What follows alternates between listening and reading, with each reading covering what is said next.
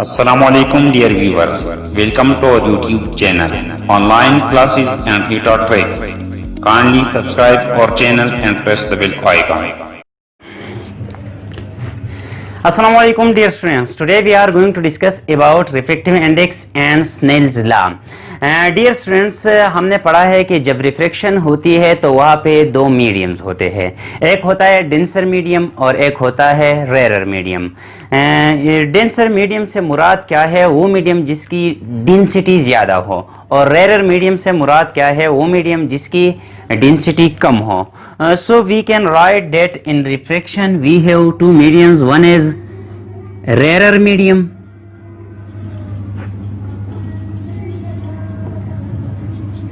and the other is denser medium.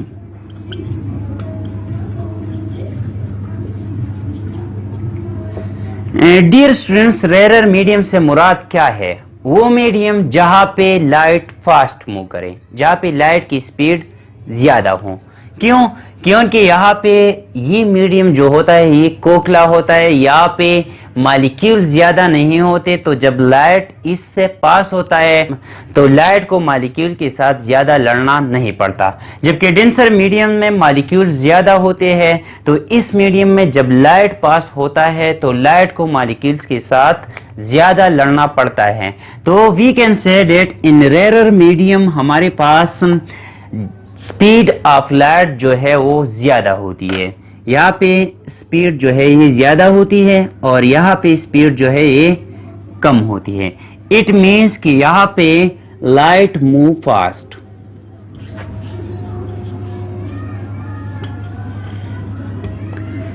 और यहाँ पे light move slow. Dear students, यहाँ पे जो रेरर मीडियम है और डेंसर मीडियम है, तो speed of light depends on their density. Speed of light जो है वो ऑप्टिकल डेंसिटी पे डिपेंड करती है। अब डियर स्टूडेंट्स, एक होती है डेंसिटी और एक होती है ऑप्टिकल डेंसिटी। आम डेंसिटी जो बराबर होते हैं वो है rho is equal to M divide by V, जबकि एक होती है ऑप्टिकल डेंसिटी। ऑप्टिकल डेंसिटी से मुराद क्या है? ऑप्टिकल डेंसिटी से मुराद ये है कि जब एक मीडियम से लाइट पास हो रहा हो और वहाँ पे लाइट को मॉलिक्यूल्स के साथ ज़्यादा टकराना पड़े, तो उसको हम कहते हैं ऑप्टिकल डेंसिटी, और हम कहते हैं कि इस मीडियम की डेंसिटी जो है वो ज़्यादा है। अब डियर स्टूडेंट्स, यहाँ से हम लिख सकते हैं कि जितनी डेंसिटी ज़्यादा होगी ऑप्टिकल डेंसिटी, जितनी ऑप्टिकल डेंसिटी ज़्यादा होगी उतनी ही हमारे पास स्पीड कम होगी। जितनी हमारे पास ऑप्टिकल डेंसिटी कम होगी उतनी हमारे पास स्पीड ज्यादा होगी। तो डियर स्टूडेंट्स, इस ऑप्टिकल डेंसिटी को मेजर करने के लिए हम एक वर्ड यूज करते हैं, एक टर्म यूज करते हैं जिसको हम कहते हैं refractive index. Refractive index Refractive index is actually a term which is used to measure the optical density of a medium. Dear students, हमने यहाँ पे पढ़ा कि ऑप्टिकल डेंसिटी और स्पीड की इनवर्स रिलेशन है। तो यहाँ पे हम लिख सकते हैं कि optical density is inversely proportion to speed of light. इस ऑप्टिकल डेंसिटी को हम रिफ्रैक्टिव इंडेक्स भी कहते हैं, क्योंकि यहाँ पे मैंने कह दिया कि refractive index is actually the measure of optical density of a medium. So we can write in, यहाँ पे जो n है ये है रिफ्रैक्टिव इंडेक्स, या इसको हम ऑप्टिकल डेंसिटी भी कहते हैं। n is inversely proportion to speed of light. यहाँ पे n is equal to c divide by v आ जाएगा। c जो है ये कांस्टेंट है और ये एक्चुअली है speed of light in air. तो यहाँ पे मैं लिख सकता हूँ speed of light in air, और ये v जो है ये speed of light in that medium जिसकी हमने रिफ्रैक्टिव इंडेक्स या ऑप्टिकल डेंसिटी फाइंड आउट करनी है। तो यहाँ पे divide by speed of light in that medium.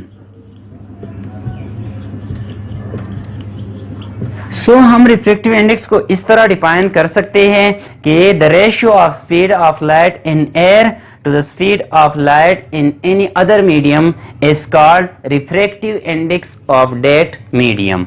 यहाँ पे हमारे पास definition आ जाएगा, the ratio of speed of light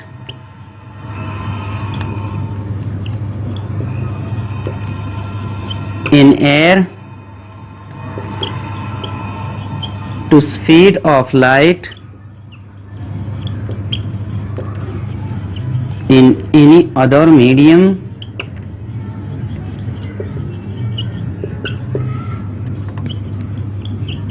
is called refractive index.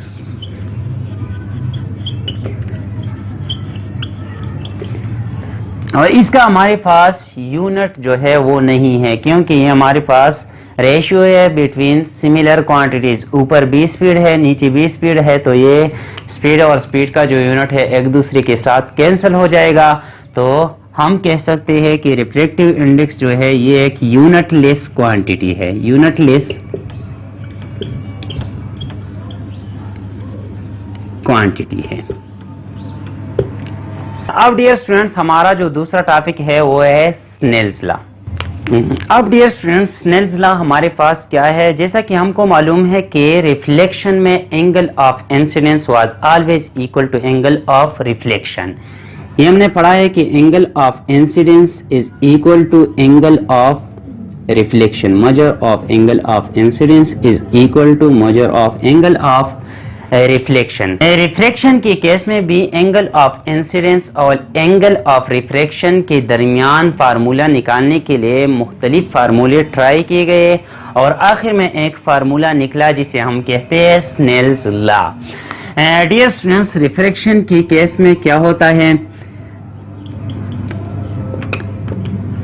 Suppose ये हमारे पास एक मीडियम है, ये हमारे पास दूसरा मीडियम है, इसका जो रिफ्रैक्टिव इंडेक्स है ये है n1 और इसका जो रिफ्रैक्टिव इंडेक्स है ये है n2। अब डियर स्टूडेंट्स यहाँ पे मैं नॉर्मल्स ड्रा कर रहा हूँ, ये हो गया नॉर्मल नंबर 1, यहाँ पे नॉर्मल 2 और यहाँ पे नॉर्मल 3।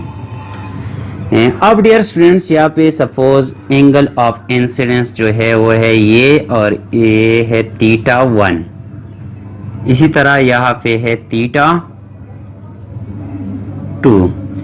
इसी तरह यहाँ पे है θ3। अब डियर स्टूडेंट्स हम सपोज करते हैं कि यहाँ पे ये मीडियम जो है ये रेरर मीडियम है और ये अब डियर स्टूडेंट्स हम सपोज करते हैं कि यहाँ पे जो मीडियम है ये है रेरर मीडियम और ये है डेंसर मीडियम। हम यहाँ पे लिख लेते हैं कि ये हमारे पास है रेरर और ये है डेंसर मीडियम। तो यहाँ पे ये लाइट जब पास होगा तो ये बेंड होगा टुवार्ड्स द नॉर्मल। डेंसर में हमेशा नॉर्मल की तरफ जो है वो लाइट बेंड करती है। तो यहाँ पे जो एंगल आएगा वो होगा θr1। यहाँ पे जो एंगल आएगा इसको हम कहते हैं θr2। यहाँ पे जो एंगल आएगा इसको हम कहते हैं θr3। अब डियर स्टूडेंट्स मुख्तलिफ फार्मूलाज ट्राई किए गए। पहला जो फार्मूला था वो ये था कि angle of incidence is equal to angle of refraction, जो ये गलत साबित हो गया क्योंकि यहाँ पे angle of incidence angle of refraction के बराबर नहीं है। इस तरह angle of incidence is equal to angle of refraction square, ये भी ट्राई किया गया लेकिन ये भी गलत निकला। इसी तरह angle of incidence is equal to half of the angle of refraction, ये भी गलत निकला।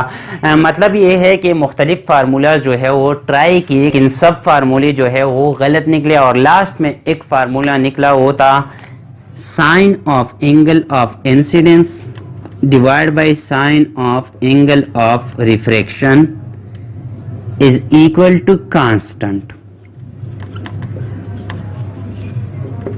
जब मीडियम्स हमारे पास सेम हो तो sine of angle of incidence divide by sine of angle of refraction always gives a constant. It means कि यहाँ पे sine of angle of θ1 is equal to sine of θ1 divide by sine of θr1 is equal to sine of theta 2 divided by sine of theta r2 is equal to sine of theta 3 divided by sine of theta r3. This divided by this divided by this, and this divided by this. This is equal to constant. And so we can write that sine of angle of incidence divided by sine of angle of refraction is equal to constant. अब dear students, ये constant था क्या? ये constant था the ratio of refractive index of these two mediums. तो हम लिख सकते हैं कि sine of angle of incidence divide by sine of angle of refraction is equal to n2 divide by n1. तो यहाँ पे आ जाएगा n2 divide by n1.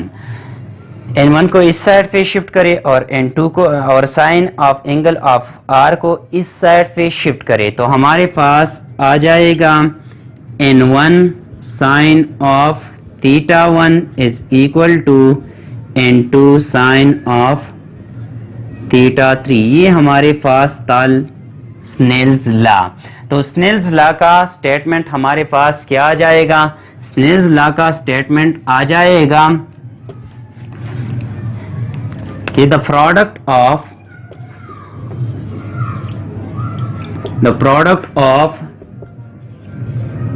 index of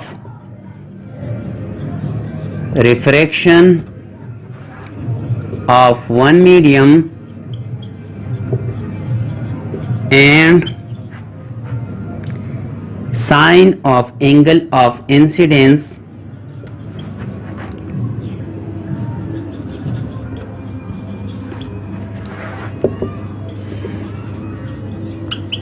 is equal to product of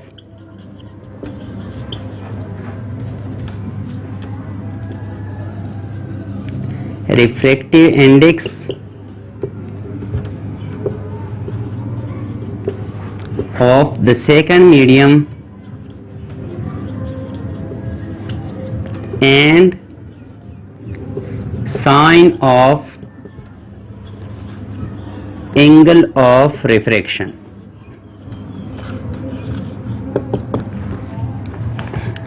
ji dear students, ये था आज का हमारा lecture. अगर किसी पॉइंट की समझ नहीं आई हो तो आप कमेंट बॉक्स में पूछ सकते हैं. Thank you all.